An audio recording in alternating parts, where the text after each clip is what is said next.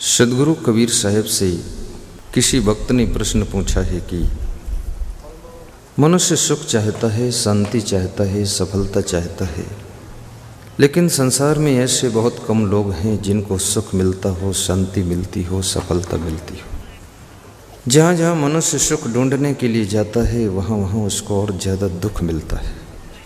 सफलता के पास में पहुँचते पहुँचते उसको असफलता मिल जाती है।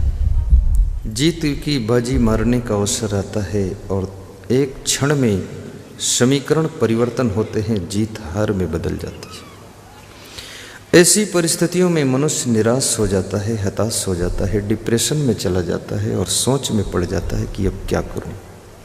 तो सदगुरु कबीर साहब कहते हैं, आपा तजय हरि भजय नक्शिक तजय विकार, सब जीवन से निर्भय रहे साधु मता है सार। साहब कहते 5 बातें जिसके जीवन में आ जाती हैं उसका जीवन सुखी भी हो जाता है और सफल भी होता है। पहली बात साहब बता रहे हैं कि आपा तजय। आपा अहंकार को कहते हैं, आपा मोह को भी कहते हैं।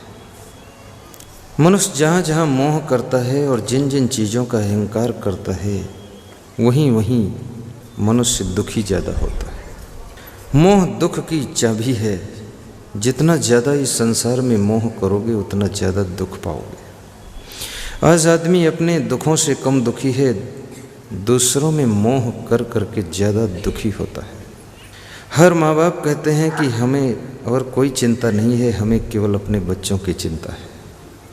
और बच्चों से पूछो कि तुमको तुम्हारी चिंता है कि नहीं है, तो बच्चे कहते हैं हमको हमारी भी चिंता नहीं है। जिन बच्चों की तुम चिंता करके, टेंशन करके डायबिटीज़ और अनेक बीमारियों को अपने भीतर जन्म देते हो, उनका दुख भोगते हो, वे बच्चे अपने आप की भी चिंता नहीं करते हैं, तो उनकी चिंता क्यों तुम करते हो। अपने बच्चों को संस्कार दीजिए, शिक्षा देने का प्रयास कीजिए, अच्छा रास्ता बता दीजिए। अगर उनकी किस्मत में कुछ होगा तो वे प्राप्त कर लेंगे। अगर उनकी किस्मत फूटी है तो आप लाखों बार चिंता करो, लेकिन उनका कुछ भी होने वाला नहीं। अमेरिका में ओहियो के जंगल में जन्मा है।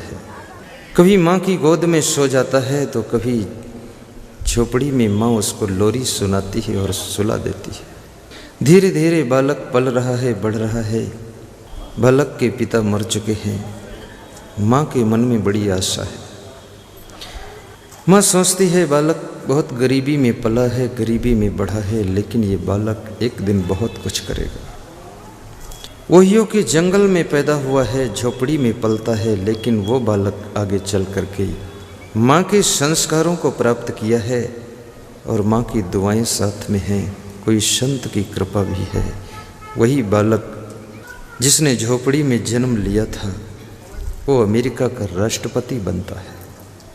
और जिस बालक का नाम गारफील्ड था, अमेरिका का राष्ट्रपति इतने ऊंचे पद पर पहुंच जाता है। याद रखना, आप टेंशन फालतू मत कीजिए, चिंता भी मत कीजिए, अपने कर्तव्य का पालन कीजिए और जो भी शाम तक फल मिले उसको स्वीकार कीजिए और मुस्करा करके ज़िंदगी जीने का अभ्यास कीजिए। क्योंकि इस संसार में सब कुछ तुम्हारे मन का नहीं हो सकता है। लाखों प्रयास करो फिर भी तुम्हारे हाथ से चीज़ें खिसक जाती हैं, और कोई ना प्रयास करो फिर भी तुम्हारी बाजी जीत जाती है। इसलिए टेंशन मुक्त जीवन जीना चाहिए और प्रसन्न होकर के ज़िंदगी बिताना चाहिए। संतापाद भ्रश्यते रूपम संतापाद भ्रश्यते बलम संतापाद भ्रश्यते ज्ञानम संतापाद व्याधिमिच्छति। महाराजा धीराज धृतराष्ट्र महलों में बैठे हैं लेकिन बेचैन हैं। महात्मा विदुर झोपड़ी में तप कर रहे हैं, ध्यान कर रहे हैं, साधना कर रहे हैं।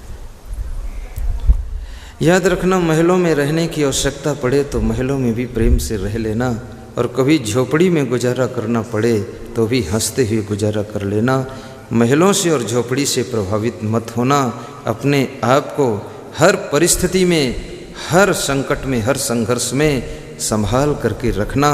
गुलाब के फूल बनना, चाहे उसको हाथ में लो तो खुशबू देता है, चाहे जेब में रखो गुलाब का फूल तो भी खुशबू देता है, चाहे 10 लाख की गाड़ी में रखो तो भी खुशबू देता है, और चाहे टेबल पर रखो तो भी खुशबू देता है। आपकी ज़िंदगी गुलाब का फूल होना चाहिए। कांटों की गोद में खिलो तो भी खुशबू फैलाओ, और अपने महलों में रहो तो भी खुशबू फैलाओ।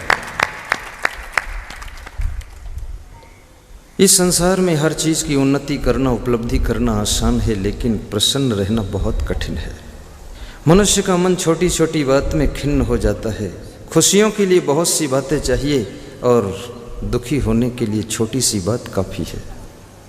महात्मा विदुर को याद कर रहे हैं महाराजा धीराज धृतराष्ट्र। विदुर एक सरल संत हैं, उनके याद करने से उनके घर पे आ जाते हैं। संत भी कई क्वालिटी के होते हैं। कुछ संत ऐसे होते हैं जिनका नियम होता किसी के यहाँ जाते ही नहीं। वही भी संत अच्छे हैं, वे खराब नहीं हैं, मैं खराब नहीं कहता हूँ। और कुछ संत ऐसे हैं, उनको जहाँ बुलाओ वहाँ चले जाते हैं।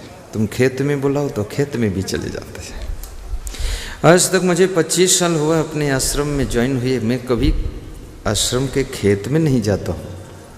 लेकिन इस साल मैं मध्य प्रदेश में था तो विधायक जी के यहाँ मेरा प्रोग्राम था। उन्होंने कहा मेरे खेत में चलो। तो हमारे संत जी ने कहा खेत में किसको सत्संग सुनाएंगे, घर में ही रखो।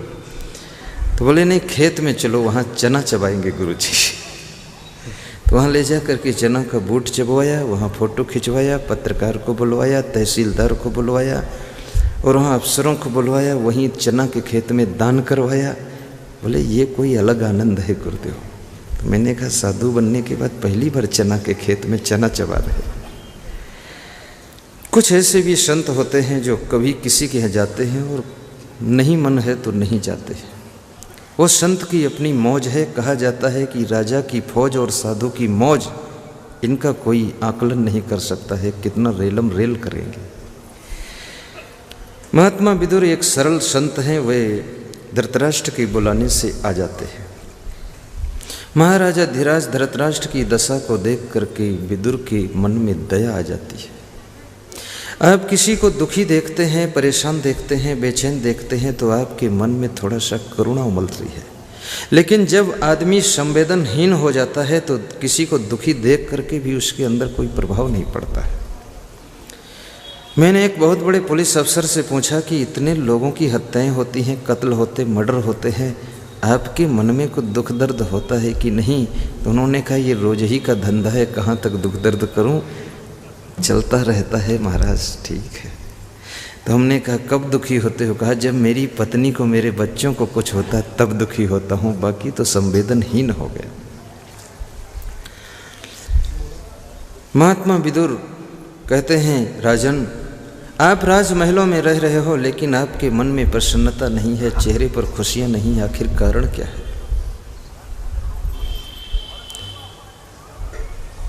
धृतराष्ट्र कहते हैं कि विदुर जी, मेरे पास में सब कुछ है, एक पुत्र के बजाय हमारे पास में 100 पुत्र हैं।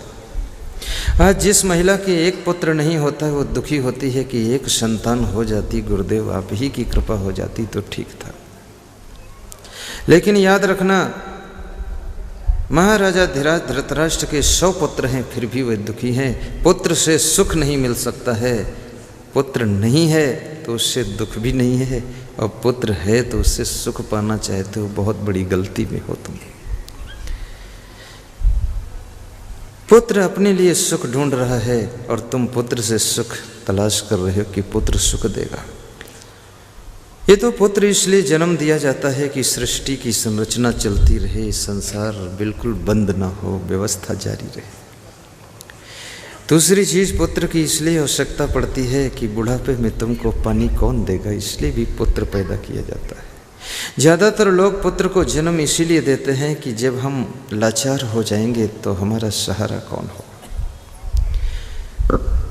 कई पुत्र ऐसे होते हैं जो पिता को सहारा भी देते हैं, और कई पुत्र ऐसे होते हैं जो पिता के लिए शत्रु बन जाते हैं। भाइयों बहनों, वास्तविक धर्म पुत्र का मिलना भी कठिन है। ज़्यादातर पुत्र के रूप में लोगों के घरों में शत्रु का ही जन्म हो जाता है और पिता को वो सताता रहता है। जितना शत्रु नहीं सताता है, शत्रु तो कभी कभी सताता है जब चांस पड़ता है, और पुत्र तो रोज़ चांस पाता है, रोज़ सताता रहता है। इसलिए पुत्र कहीं शत्रु न बन जाए, इसके लिए पुत्र को जन्म देना और उसके भीतर संस्कारों का जन्म देना। और संस्कार, प्रबल संस्कार सत्संग से मिलते हैं और सत्संग संतों से मिलता है और संत पुण्य प्रभाव से मिलते हैं और पुण्य तुमको स्वयं करना पड़ता है। इसलिए इंसान को पुण्यवान बनना चाहिए ताकि संत मिलें और सत्संग मिले, जिससे हमारे परिवार को अच्छे संस्कार मिलें, ताकि हमारा संसार सुखी हो सके।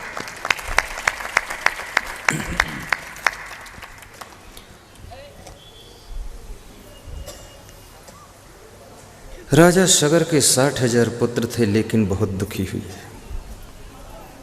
पुत्रों की संख्या तो बहुत है, ऐसे आप सुनते होंगे 60,000 पुत्र, तो आपको विश्वास नहीं होता होगा, ऐसा लगता है ये बात झूठ जरूर है। लेकिन झूठ है या जो है, ऐसे मेरे को भी संदेह तो होता है कि 60,000 थोड़ा ज़्यादा हो गए।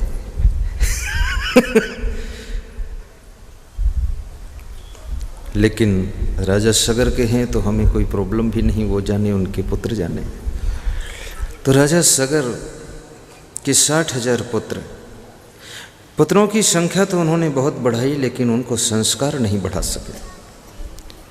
संख्या जिनकी ज़्यादा होती है वह लोग अगर संस्कार विहीन हो जाएं तो इस धरती पर खुराफात और उत्पात ही करते हैं। इसलिए संख्या का महत्व नहीं है, महत्व क्वालिटी का होता है, क्वांटिटी का महत्व नहीं होता है। अगर आप में क्वालिटी है तो आप अकेले ही काफ़ी हैं। सूरज अकेला सब प्रकाश कर देता है और लाखों, हजारों, करोड़ों नक्षत्र जो है धरती पर प्रकाश नहीं कर पाते। परमहंस रामकृष्ण की रोशनी को फैलाने के लिए एक शिष्य स्वामी विवेकानंद पर्याप्त हो गया था। राजनीतिक पार्टियों में भी भाइयों बहनों कोई एक दो व्यक्ति ही मास्टर माइंड होते हैं जो पार्टी की जान होते हैं, बाकी ऐसे तो सब उसमें बाणासुर होते हैं, पर एक दो आदमियों के माइंड का खेल होता है। जब वे ख़त्म हो जाते हैं तो पार्टी भी धीरे धीरे ख़त्म हो जाती है। इसी प्रकार से परिवार के अंदर डेवलप करने के लिए मास्टर माइंड कोई एक दो ही होते हैं, लेकिन परिवार का हर व्यक्ति अहंकार में फूलता है कि हमने डेवलपमेंट किया है। जब उस एक दो आदमी नहीं रह जाते हैं तो परिवार में डाउन होना शुरू हो जाता है। इसलिए उन माइंडेड आदमियों को संभालना चाहिए जिनकी वजह से पूरा खेल चल रहा है। राजा सगर के 60,000 पुत्र टहलते टहलते वहाँ पहुँचते हैं जहाँ कपिल मुनि तप कर रहे हैं। कपिल मुनि के गले में सांप की माला पहना देते हैं। संत के गले में फूलों की माला पहनाना चाहिए, लेकिन मरे हुए सांप की माला पहना दिया। संत की मजाक किया है, संत की हंसी उड़ाया है, संत को टंटिंग किया है, सांप की माला पहना दिया। जोश खरोश में किया हुआ कार्य मनुष्य को नेस्तनाबूद कर देता है। इसलिए विवेक, शांति और बहुत ही सावधानी से डिसीजन लेकर के कार्य करना चाहिए। जब उनके गले में मरे हुए सांप का ठंडा ठंडा बदन में टच हुआ तो आँख खुली और देखा कि 60,000 नालायक सामने खड़े हैं। उन्होंने सोचा अगर कुछ कहूँ तो ये कुछ और कर देंगे और समझाऊँ तो ये हमको उलझा देंगे। इसलिए पुराण कहते हैं कि उन्होंने श्राप दे दिया तो 60,000 भस्म हो गए। कपिल मुनि के श्राप ने मारे सगर के पूत। राजा सगर को बहुत दुख हुआ कि मेरे द्वारा 60,000 पैदा हुए और मैं जिंदा हूँ, 60,000 एक ही बार में मर गए। पैदा भी साथ में हुए, मर भी साथ में गए, एक साथ जन्म हुआ, एक साथ मौत हो गई।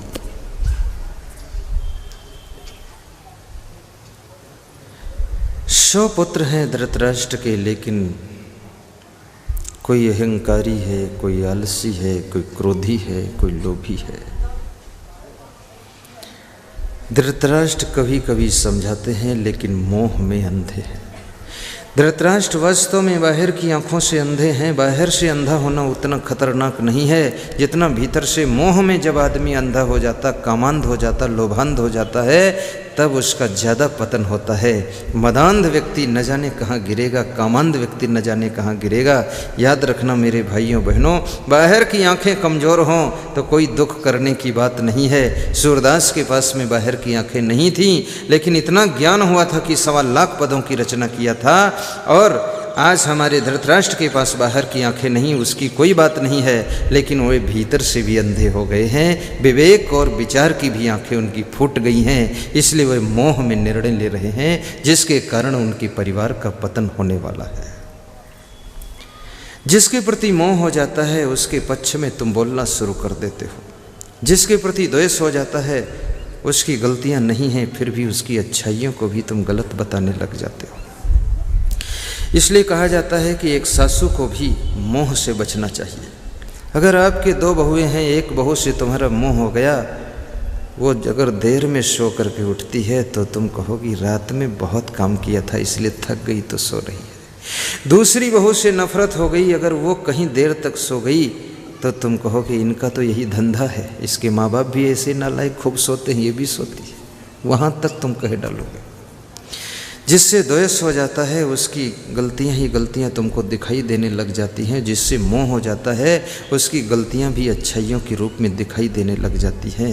निष्पक्ष दृष्टि बनाइए।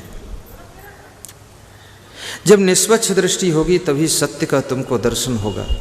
मैंने सुना है कि महाराष्ट्र में संत रामदास रामायण की कथा कह रहे थे। कथा इतनी मीठी थी कि हनुमान जी स्वयं सुनने आते थे, ऐसा मैंने कहानी में पढ़ा है। रामदास ने एक दिन कथा में कहा कि हनुमान जी अशोक वाटिका गए, वहाँ पर उन्होंने देखा तो फूल सब सफ़ेद रंग के थे। हनुमान जी से रहा ना गया, उठकर खड़े हो गए, बोले कि इस बात को सुधार लीजिए क्योंकि मैं स्वयं हनुमान हूँ, मैं गया था फूल लाल रंग के थे, रंग सुधार लो बाकी ठीक है। संत रामदास ने कहा तुम चुपचाप बैठ जाओ, कथा के बीच में बोलना मना है, डिस्टर्ब मत करो। हनुमान जी ने कहा डिस्टर्ब तुम कर रहे हो, हम थोड़े कर रहे हैं, मेरी बात मत कहो तो मैं कुछ नहीं बोलूँगा, लेकिन हनुमान की बात कर रहे हो, मैं हनुमान हूँ, मैं झूठा सिद्ध हो जाऊँगा, इसलिए कृपया बोल दीजिए लाल रंग के फूल थे। कुछ लोग ऐसे होते हैं कि यदि तुम कहो कि यहाँ से परेवाडीह 10 किलोमीटर है तो दूसरा आदमी बोलेगा 10 नहीं 12 किलोमीटर है, तीसरा कहेगा 10 नहीं 8 किलोमीटर है, और फिर तीनों 1 किलोमीटर के लिए लड़ते रहेंगे। थोड़ा क्षमता भी रखना चाहिए, कोई बात नहीं, जितना किलोमीटर है ठीक है।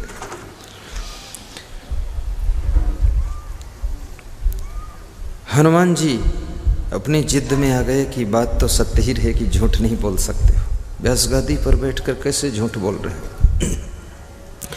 संत रामदास भी दबने वाले थे नहीं, वे भी जिद्दी संत थे। वही बोले कि फूल सफ़ेद ही थे, बातें चाहे जितनी करो। कथा बंद हो गई, दोनों उठकर खड़े हो गए, बोले कि चलो राम से फैसला करा लो, भगवान तो सही ही कहेंगे। राम के पास पहुंच गए। राम ने पूछा कैसे आना हुआ हनुमान, तो हनुमान ने कहा कि फूल लाल रंग के अशोक वाटिका में मैंने देखा था और ये बता रहे हैं कि सफ़ेद रंग के, तो आप बता दीजिए। संत जी ने कहा फूल सफ़ेद रंग के थे, इन्होंने देखा चाहे जिस रंग के हों। सीता जी पास में बैठी थी, उन्होंने कहा मैं बता दूं, मैं तो वहाँ ज़्यादा दिन रही हूँ, मैं तो कलर जानती हूँ अच्छी तरह से, बता दो। सीता ने कहा ना लाल थे ना सफ़ेद थे, फूल तो पीले रंग के थे। अब तीसरा लफड़ा खड़ा हो गया। राम संकट में पड़ गए कि हनुमान भी मेरा परम भक्त है, अगर इसकी बात ना मानूं तो इसकी भक्ति टूट सकती है, और यदि सीता की बात ना मानो तो ये मेरी धर्म पत्नी है, फिर तो रिश्ता डिस्टर्ब हो सकता है, और ये संत है, ये तो मेरा खास ही है, अगर इसकी बात ना सत्य सिद्ध करूं तो अब क्या करूं। कभी कभी ऐसी परिस्थिति आ जाती है कि तुम सत्य बात कहने में भी संकोच में पड़ जाते हो कि क्या करूंगा, ऐसी परिस्थितियों में फंसते हो। तो राम ने कहा कि देखो तीनों की बातें तीनों के लिए सत्य हैं, लेकिन जो सत्य है वो अलग है। हनुमान जी जब तुम अशोक वाटिका गए थे तो तुमको सीता की दशा को देख करके बहुत क्रोध आया था, क्रोध के कारण तुम्हारी आंखें लाल हो गई थी, आंखों में खून भर आया था, इसलिए तुमको फूल सब लाल रंग के दिखे थे, तुम्हारे लिए लाल ही थे, और तुम क्रोध में थे उस समय। और सीता जी मेरे प्रेम में थी, मेरे मोह में थी, मेरे कपड़ों का रंग पीला है, इनको फूल सब पीले रंग के इसलिए दिख रहे थे। लेकिन ये संत है, ये न मोह में है, न क्रोध में है, न लोभ में है, इसलिए इसको फूल सफ़ेद रंग के दिखे। वास्तव में फूल तो व्हाइट कलर के ही थे, सफ़ेद ही थे, लेकिन वो संत की आंखों से ही देखा जा सकता है। जब आपकी आंखें, आपका दिल, आपका हृदय निष्पक्ष हो जाता है तो सत्य का दर्शन होता है। लेकिन इस दुनिया में निष्पक्ष होना बहुत कठिन है, स्वच्छ होना बहुत कठिन है। कहीं ना कहीं मनुष्य पक्षपात में पड़ जाता है, डिस्टर्ब हो जाता है। महाराजा धीराज धृतराष्ट्र दुखी हैं। बड़े आश्चर्य की बात है कि उनके पास में 100 पुत्र हैं और बहुत महल हैं, फिर भी दुखी हैं। लेकिन आज भी आदमी महलों में सुख ढूंढ रहा है, पुत्रों में सुख ढूंढ रहा है, महिलाओं में सुख ढूंढ रहा है, पुरुषों में सुख ढूंढ रहा है, धन दौलत में आदमी सुख ढूंढ रहा है, सामान में सुख ढूंढ रहा है। इनमें सुख है कहाँ? राजा महाराजाओं की कथा कहानी उठा करके देखिए, उनके जीवन में सुख का नामो निशान नहीं था। सुख अगर कहीं है तो तुलसीदास ने एक चौपाई बहुत अच्छी कही है कि संत मिलन सम सुख जग नाही, नहीं दरिद्र सम दुख जग माही। संत मिलन से बड़ा सुख और कहीं नहीं है। सबसे बड़ा सुख संत के दर्शन में। दरिद्र से बड़ा कोई दुख नहीं है। इसलिए मैं आपसे निवेदन करूंगा कि आपको संत मिलना चाहिए।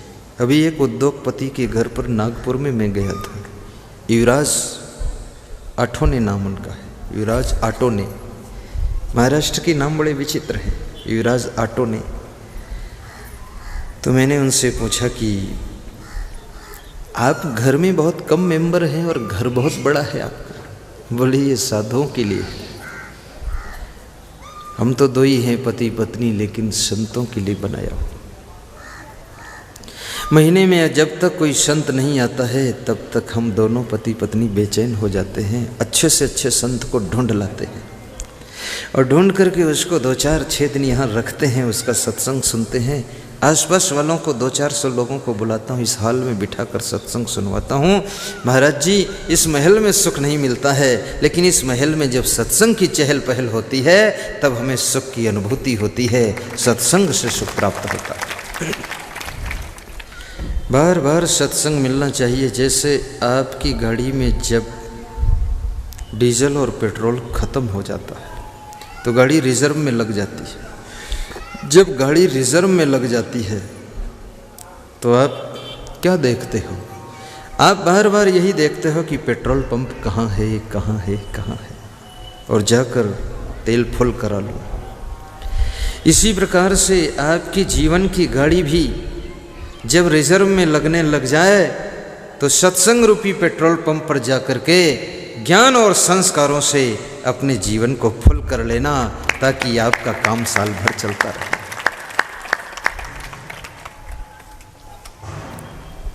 संत मिलन सम सुख जग नाही, नहीं दरिद्र सम दुख जग माही।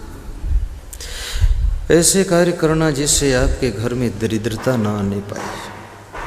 गरीबी क्यों आती है? आलसी के घर में गरीबी आती है। अगर दरिद्र को बुलाना है तो आपको आलसी पहले नंबर पर बनना पड़ेगा। गरीबी उनके पास में आती है जो खामखा समय को पास करते हैं। गरीबी उनके घर में आती है जो नशा व्यसन में पैसे को बर्बाद करते हैं। गरीबी उनके घर में आती है जो आपस में लड़ाई झगड़ा कलेश करते हैं। गरीबी उनके घर में आती है जो शाम को सलाह नहीं करते, प्लानिंग नहीं बनाते हैं, आपस में मेल प्रेम नहीं रखते हैं। उनके घर में गरीबी आकर के डेरा डाल देती है। जो लोग शाम को सलाह करते हैं, प्लानिंग बनाते हैं और सुबह अपने अपने कार्य में हंसते हंसते जुट जाते हैं, शाम को घर मालिक को आकर के ब्यौरा देते हैं कि हमारा इतना कार्य हो चुका है। जिनके घर के आय व्यय का हिसाब किताब साफ सुथरा पारदर्शी रहता है, जिनके घर में कोई नशा व्यसन की आदत नहीं रखता है, जिस घर के लोग आलसी नहीं होते हैं, जिस घर के लोग एक दूसरे की गम खाना जानते हैं, जिस घर में एक दूसरे का ख्याल किया जाता है, उस घर में लक्ष्मी की सदैव कृपा रहती है। वहाँ पर दरिद्र कभी नहीं आता। जिस घर में साधु संत के चरण पड़ते हैं, संत महात्माओं का आशीर्वाद मिलता है, संतों का प्रवचन सुना जाता है। सत्संग जीवन के लिए बहुत आवश्यक चीज़ है। सत्संग से क्रोध भी ठंडा हो जाता है, सत्संग से लोभ भी खत्म हो जाता है और सत्संग से काम वासना पर भी कंट्रोल मिल जाता है। एक राजनीति में काम करने वाले व्यक्ति के लिए तो सत्संग बहुत जरूरी है, बिजनेस में काम करने वाले व्यक्ति के लिए सत्संग बहुत जरूरी है, सामाजिक कार्यकर्ता के लिए सत्संग बहुत जरूरी है। आज देखिए, आदमी के अंदर जब काम, क्रोध, लोभ, मोह, अहंकार विशेष बढ़ जाता है तो बहुत नीचे गिरता है, असफल होता है आदमी। कितने लोग मिनिस्टर थे लेकिन लोभ चरम सीमा तक बढ़ गया तो आज वे विधायक भी नहीं रह गए, और कितने लोग कुछ नहीं थे, सत्संग का प्रभाव लग गया तो विधायक से फिर मिनिस्टर हो गए। मैं कभी कभी विचार करता हूँ, जब आप कुछ नहीं थे तो विधायक बन करके मिनिस्टर हो गए और मिनिस्टर बन करके आज कुछ नहीं रह गए, इसका मतलब कोई बहुत बड़ी गलती आपसे हो गई। और उन गलतियों से बचाने वाला केवल सत्संग है। सत्संग आपको सतत सावधान करता है। इसलिए हमारे होरा जी बहुत ही बुद्धिमान व्यक्ति हैं। वे जानते हैं कि मैं भी सत्संग सुनूं और मेरे क्षेत्र की जनता भी सत्संग सुने, ताकि मैं भी सुखी रहूं और हमारे जनता के घर में भी सुख शांति रहे। बहुत कम ऐसे लोग हैं जो राजनीति में काम करते हो और साधु संतों से संपर्क रखते हो। राजस्थान में एक मिनिस्टर के यहाँ लोग गए तो उसने कहा, मुझे तो धर्म में रुचि ही नहीं है और साधु संतों में रुचि नहीं, इसलिए मैं तो सत्संग में आता भी नहीं हूँ और संतों के सत्संग में मेरे को सहयोग देता भी नहीं, उसमें रुचि नहीं है। तो जो भक्त उनसे गया था सहयोग लेने, आमंत्रित करने, उसने कहा, आपकी रुचि है कहाँ? बोले, मेरी रुचि शराब में है, मुर्गा में है, बकरा में है, उसी में मेरी रुचि है। अब जिनके पास में इतनी बुराइयां हैं, इतनी खुराफात है, वे संतों के सामने आने में शर्माते भी हैं। मैं आपसे निवेदन करूंगा, अगर आपके घर में धन बढ़ रहा है तो उसी मात्रा में धर्म को भी बढ़ा लेना, अन्यथा अगर धन ज़्यादा बढ़ गया और धर्म घट गया तो बैलेंस ऐसा बिगड़ेगा कि आपकी जिंदगी पूरी बर्बाद हो जाएगी। क्योंकि धन में बहुत अवगुण भी होते हैं। धन के अवगुणों को शुद्ध करने वाला धर्म होता है। जब मनुष्य के पास में धन बढ़ता है तो उसके मन में न जाने कितने कुसंगी विचार आने लग जाते हैं। कई लोग ऐसे सलाहकार मिल जाते हैं कि इतना पैसा है, अब क्या करोगे, थोड़ी ड्रिंक किया करो, थोड़ा ऐसा टहलो, 5 स्टार होटलों में चलो, चैनो अमन करो, ऐसे ऐसे सलाहकार मिल जाते हैं। धन बढ़े तो धर्म को भी बढ़ाना, भक्ति को बढ़ाना, पुण्य को बढ़ाना, सेवा को बढ़ाना।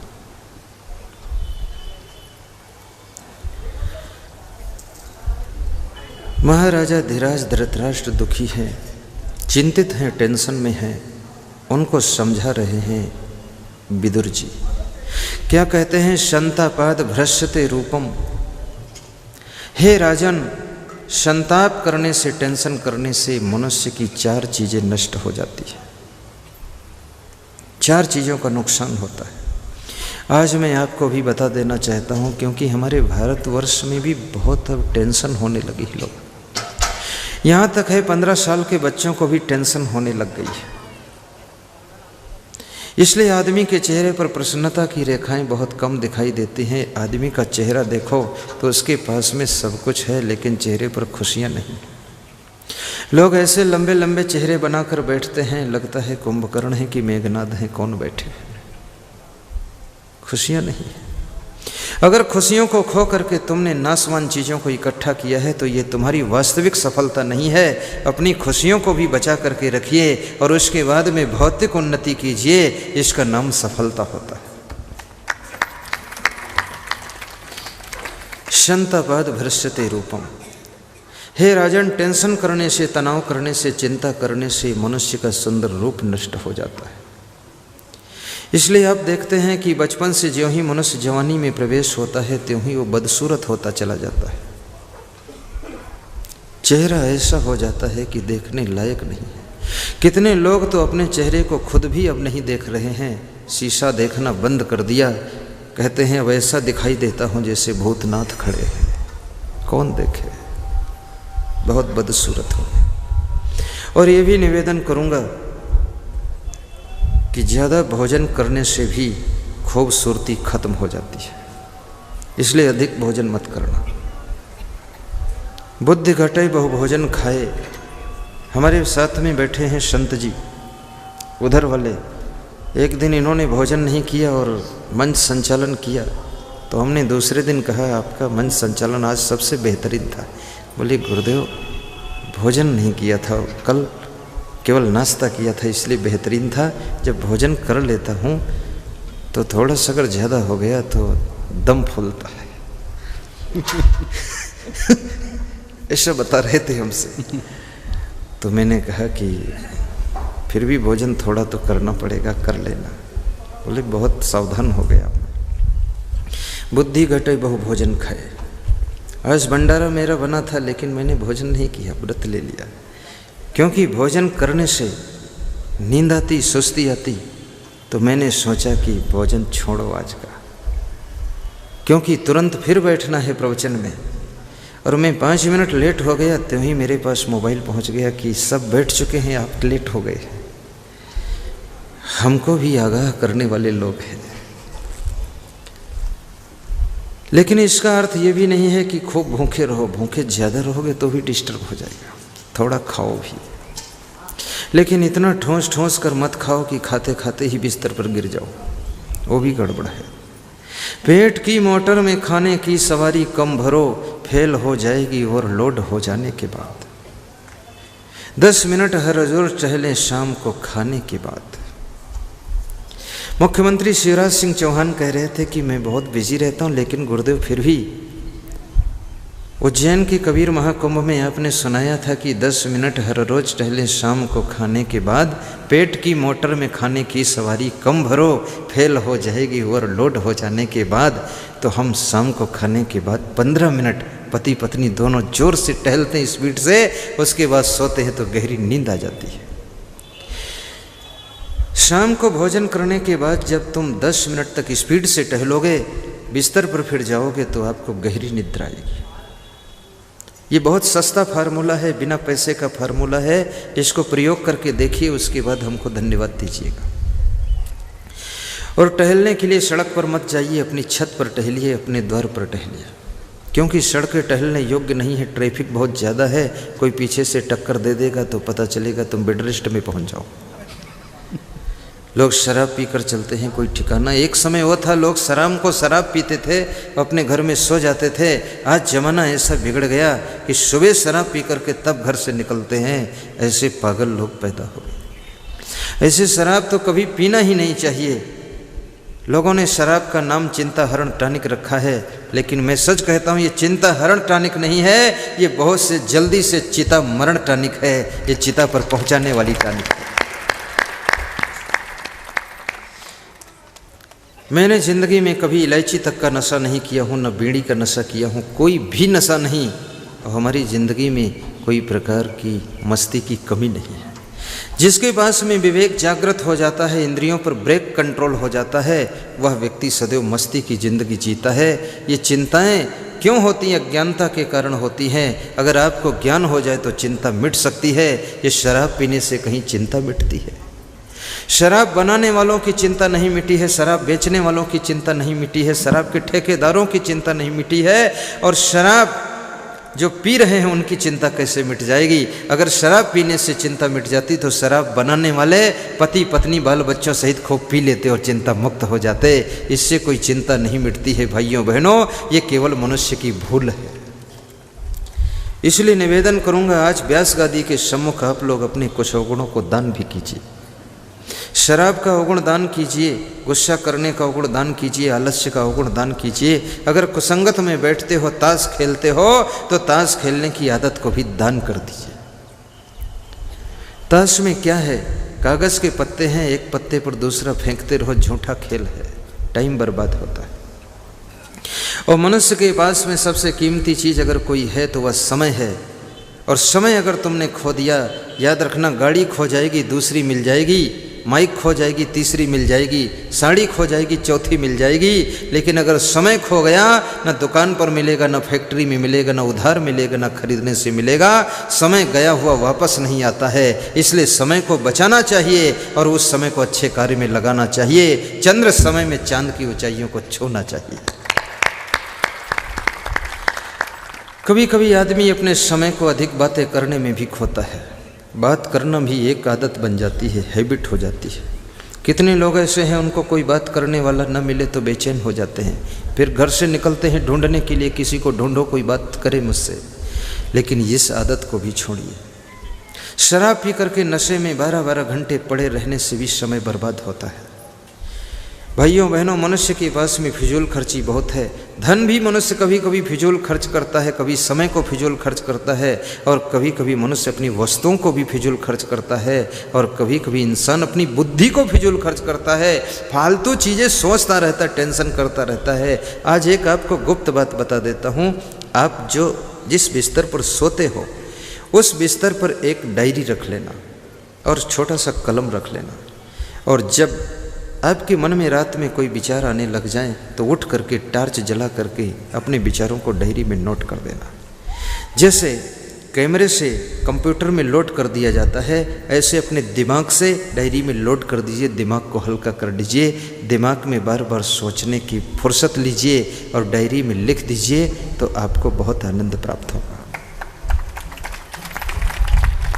क्योंकि कभी कभी आपके मन में ऐसा सोच होता है कि यदि मैं इस बात को बार बार याद नहीं करूंगा तो भूल जाऊंगा तो क्या होगा। लेकिन मैं आपसे निवेदन करूंगा, बार बार याद करने से वही बात आपके लिए टेंशन बन जाती है। इसलिए अपने मन को हल्का फुल्का भी कीजिए और संभाल लीजिए। और कुसंगत का त्याग कीजिए, भूल कर कुसंग में जाया न कीजिए, अश्लील गीत गाना गाया न कीजिए। संतापाद भ्रष्यते रूपम, भूल कर कुसंग में जाया न कीजिए। आप भूल करके कुआं में गिर जाओ तो भी डूब जाओगे, और जानबूझ कर गिरो तो भी डूब जाओगे। भूल करके गोबर में पैर पड़ जाए तो भी गंदगी लग जाएगी, और जानबूझ कर गोबर में पैर रखो तो भी गंदगी लग जाएगी। इसलिए हमारे संत जी ने भजन के माध्यम से आपको समझाने की कोशिश किया है कि कुसंगत में भूल करके भी मत जाना। क्योंकि कुसंगत ऐसे है जैसे नींबू का रस, और तुम्हारी जिंदगी ऐसे है जैसे दूध। दूध में नींबू का रस पड़ जाए तो दूध फट जाता है, फिर उसमें घी नहीं निकलता है। अगर दूध में थोड़ा सा दही पड़ जाए तो दूध भी दही बन जाता है, और उसमें से फिर मथने पर घी निकल आता है। आपका जीवन दूध जैसे है। अगर सत्संग का दही पड़ गया और भक्ति की मथानी से मथ दिया गया तो तुम्हारे भीतर से सुख शांति का घी निकल आएगा। और भाइयों बहनों याद रखना, अगर कुसंगत का नींबू पड़ गया तो तुम्हारे जीवन का दूध फट जाएगा, फिर उसमें सुख शांति का घी नहीं निकलेगा।